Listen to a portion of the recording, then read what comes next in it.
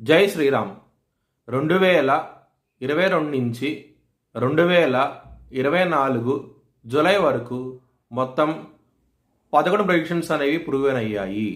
మరియు నా WhatsApp group link కూడా ఇచ్చాను క్రింద డిస్క్రిప్షన్లో.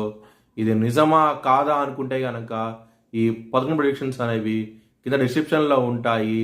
మీరు చెక్ చేసి నిజమైతేనే నా వాట్సాప్ గ్రూప్ లింక్ యాడ్ అవ్వండి మరియు నా ఛానల్ని సబ్స్క్రైబ్ చేసుకోండి.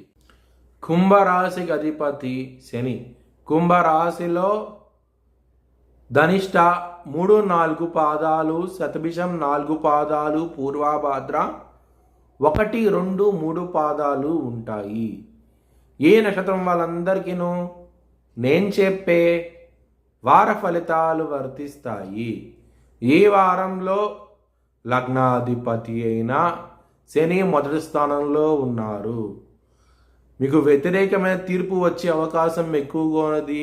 ఏమైనా కోర్టు కేసులు ఉంటే కనుక కొంచెం జాగ్రత్త అంటూ ఎక్కువ తీసుకోండి. సప్తమాధిపతి అయిన సూర్యుడు అష్టమ స్థానంలో ఉన్నారు. బుధుడితోనూ కేతుతో ఉన్నారు. మ్యారేజ్ పరంగా మాత్రం ఇబ్బందికరంగా ఉంటుంది. ఎవరికైతే జన్మ జాతకంలో కనుక దశలు అంతర్దశలు సప్తమాధిపతి యోగించకుండా ఉంటే కనుక ఖచ్చితంగా ఈ వారంలో బ్రేకప్ అయ్యే అవకాశాలు ఎక్కువగా ఉన్నాయి. మీకు శుక్రుడు తులారాశిలో ఉన్నారు, నవమ స్థానంలో ఉన్నారు. మంచి డెవలప్మెంట్స్ అంటూ ఉంటాయి. ధనపరంగా మాత్రం ఎటువంటి లోటు అంటూ ఉండదు. రెండవ స్థానంలో రాహు ఉన్నారు. కుటుంబ సభ్యుల నుంచి వ్యతిరేకత వచ్చే అవకాశం ఎక్కువగా ఉన్నది. కుటుంబ సభ్యుల నుంచి నమ్మకండి, మీరు ఇబ్బంది పడే అవకాశం ఎక్కువగా ఉన్నది.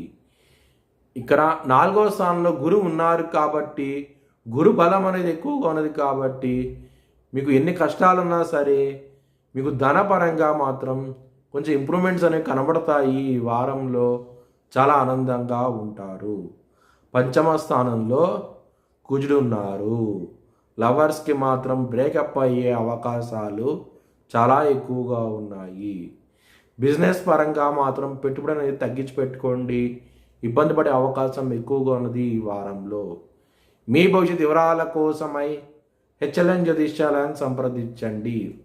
2024 భారత్ ప్రైమ్ మినిస్టర్గా నరేంద్ర మోడీ రీఎలక్ట్ అవుతాడని చెప్పి నేను మార్చ్ 2022లో చెప్పడం జరిగింది. అది ఈ నెల ప్రూవ్ అయ్యింది. Thanks for watching this video. Please like, share and subscribe my channel.